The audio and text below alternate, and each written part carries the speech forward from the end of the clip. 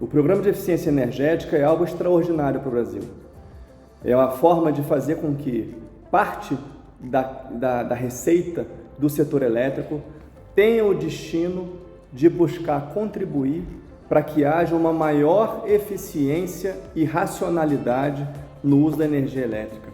São feitas diversas formas de atendimento da população através desse programa, seja substituindo geladeiras, seja fazendo com que a energia elétrica chegue na casa das pessoas, seja trocando, substituindo lâmpadas menos eficientes por lâmpadas mais eficientes, parcerias com municípios para substituir lâmpadas da iluminação pública e outros tantos projetos que fazem com que a sociedade, os cidadãos, os municípios possam de fato receber de forma imediata algo que vai transformar as suas vidas, as suas posições em relação ao estágio que elas estão. O programa de eficiência energética é o bem-estar na veia. E isso é muito importante para o Brasil, precisa ser continuado e é uma pauta que a Abradee vem defendendo por entender que é preciso investir muito na racionalidade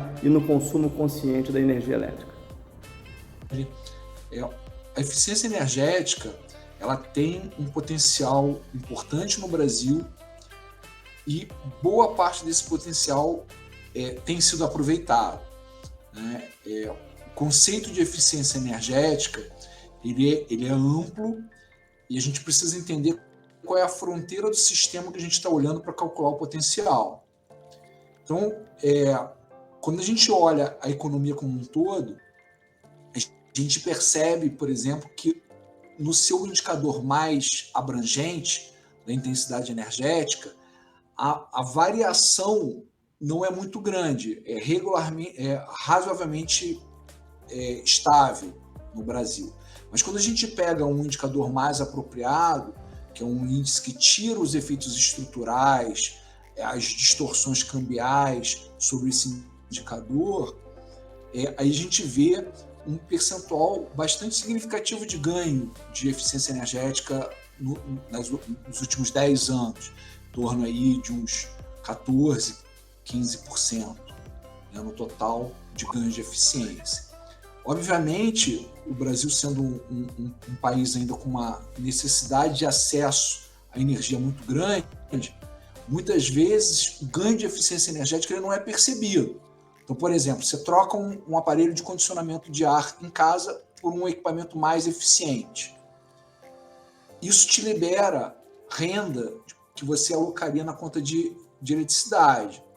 E aí, ao invés de utilizar o ar-condicionado toda vez que a temperatura passa de 30 graus, você começa a utilizar toda vez que passa de 25 graus. Porque com uma renda maior, você quer um serviço energético, uma qualidade de conforto maior. Isso não significa que não houve o ganho de eficiência energética. A eficiência energética está ali, ela aconteceu.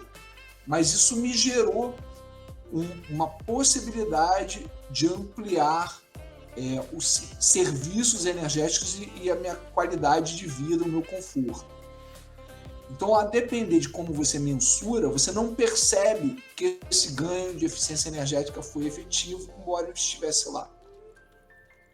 Momentos pelo mundo, né, em conferências, reuniões internacionais, o fato de nós termos esse programa de eficiência que alavancou tecnologia e proporcionou um bom desenvolvimento das ESCOs nacionais, deixou o país em uma posição muito boa perante aos demais. O que acontece é que, apesar de nós termos essa maturidade das ESCOs, termos esse conhecimento tecnológico e de mercado, nós também sempre tivemos a questão do investimento de prazo maior. O Brasil não tem um histórico de solidez, né, da estrutura econômica. Então, tínhamos aquele período de inflação alta. Quem tinha coragem de investir em algo para mais de 2 anos de payback? Né? Quase ninguém, e a eficiência energética se baseia muito em payback. Aí depois nós tivemos esse período maravilhoso de taxa de juros baixa, que era a porta de entrada para essa novidade. Só que isso durou pouco. A pandemia, o contexto mundial, né, e as eleições trouxeram essa condição de juros altos de novo. E isso é uma coisa que países de primeiro mundo têm diferente de nós, apesar deles também terem sofrido agora com isso. Mas proporcionalmente ainda nós temos juros altos. Então, quando você fala no investimento que recupera pela economia de um insumo, que é o caso da energia, né? Você ter taxa de juros mais baixas permite com que mais projetos saiam do papel e realmente aconteça. Essa é a situação. O que nós temos de produção nacional intensa e muito boa? O Brasil ele é bom de criação de software, né? Mecanismos organizacionais que permitem a eficiência. E isso, produção nacional, eu estou falando. Alguns outros itens nós não conseguimos produzir. Nós não produzimos lâmpadas de LED no país, né? Nós não produzimos o wafer para fazer os diodos, né? Nós não produzimos células para placas fotovoltaicas. Então, nós consumimos muita coisa de fora. Mas o que nós temos de bom aqui é que nós conseguimos gerar inteligência. E isso é muito importante na questão da eficiência energética. Acho que esse é um panorama de oportunidades. Se nós temos uma fonte de recurso que ela retorna, que uma certeza que nós temos é que a eficiência energética ela retorna, porque a energia seria consumida de qualquer forma, e se ela deixou de ser consumida, ela é uma forma de eu capitalizar, de eu ter melhor rendimento, maior margem de lucro. É sempre uma fórmula de sucesso.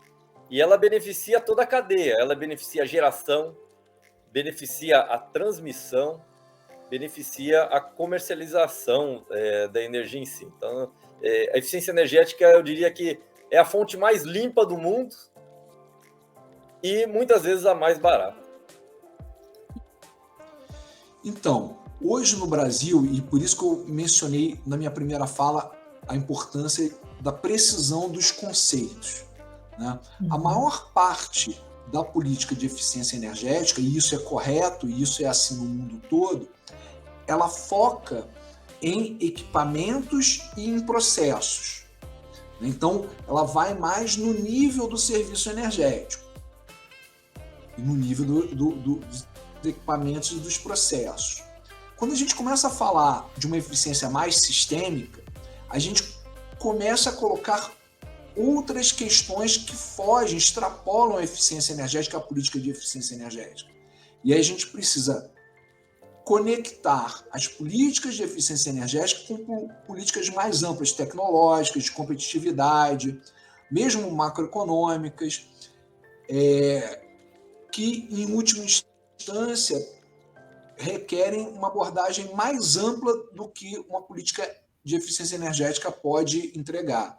Então, se a gente avaliar a política de eficiência energética brasileira com foco nesses aspectos mais específicos que elas podem endereçar, elas têm tido resultados bastante efetivos, como eu mencionei, uma queda aí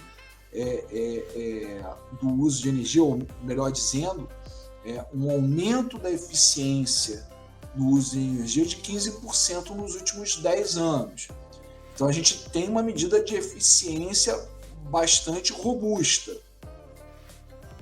Obviamente, como em qualquer lugar do mundo, há sempre um espaço para o aprimoramento de novas políticas, de novos instrumentos, de tal forma que a gente possa aumentar ainda mais o padrão de eficiência energética no Brasil, né, no país. As oportunidades elas estão linkadas à confiabilidade, eu diria. Porque muitas vezes perguntam, poxa, Alexandre, você vê oportunidade de eficientização em indústrias, no comércio, no poder público, nas residências. Se é só reduzir o consumo que tem condição de fazer isso, por que não acontece? Eu diria que a palavra principal é confiança.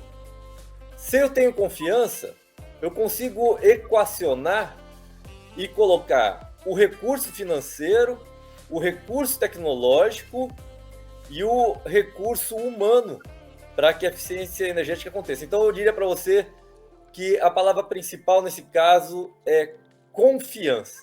Essa confiança surgindo, tudo isso acontece de forma natural. E, como eu já estava falando, a questão de juros altos é sempre um empecilho para qualquer atividade produtiva, né? Se o dinheiro que eu coloco na produção, ele está muito caro, algumas outras atividades com dinheiro mais simples, de menor risco, acabam sendo opção. Então, esse é um grande empecilho para essa nossa atividade, como qualquer outra do setor produtivo. Bom, existe uma discussão que acabou de acontecer à audiência pública na semana passada para redefinição, para atualização, melhor dizendo, dos índices mínimos de eficiência para aparelhos de condicionamento de ar e refrigeradores. Então, já em 23 é possível que haja uma atualização dos programas de etiquetagem de índices mínimos no Brasil. Isso é algo que já deve acontecer em 23.